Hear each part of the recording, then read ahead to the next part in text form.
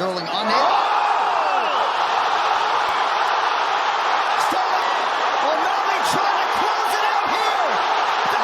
Este video va de la guerra que tienen Henry Cejudo y Sean O'Malley sobre cuánto vendió el UFC 292. Normalmente los peleadores no debaten sobre este tema, porque es importante cuánto vendió esa cartelera y de dónde sacan esos números. Soy José y esto es Fans Combat.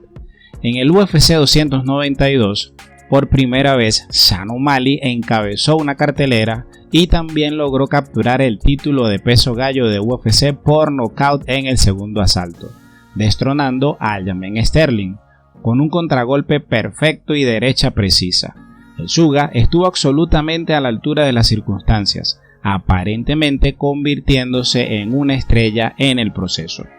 Cuando el presidente de UFC, Dana White, le susurró al oído una promesa de riqueza después del knockout, es porque White confía en el poder estelar de su nuevo campeón.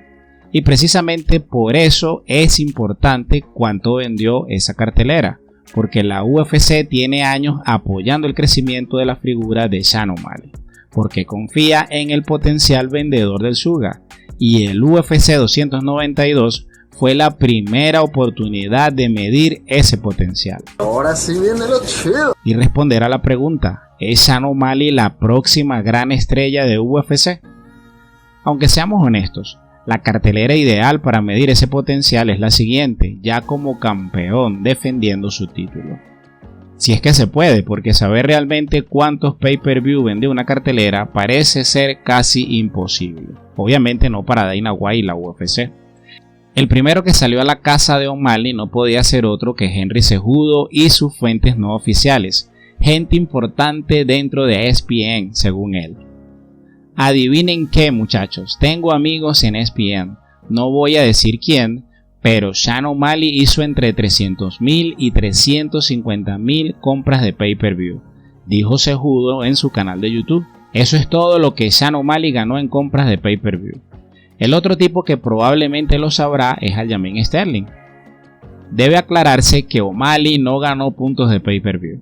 350,000 son números decentes para los tiempos que corren, pero no justifican las comparaciones con Conor McGregor. Como era de esperar, O'Malley se apresuró a refutar esas afirmaciones y cuestionar las supuestas fuentes de Cejudo. Según el nuevo campeón, The Suga Show vendió más de 570,000 compras de pay-per-view.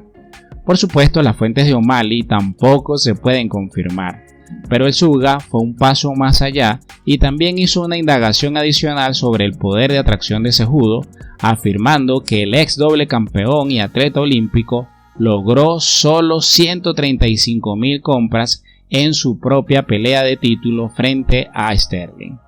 Como Cejudo y Sterling tienen fama de no ser vendedores, ese número sí que se lo cree cualquiera.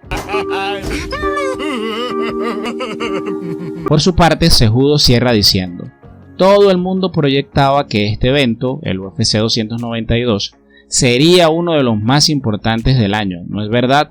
Entonces mi pregunta es para Sean O'Malley: ¿tienes esa salsa para vender, para ser una superestrella de pay-per-view?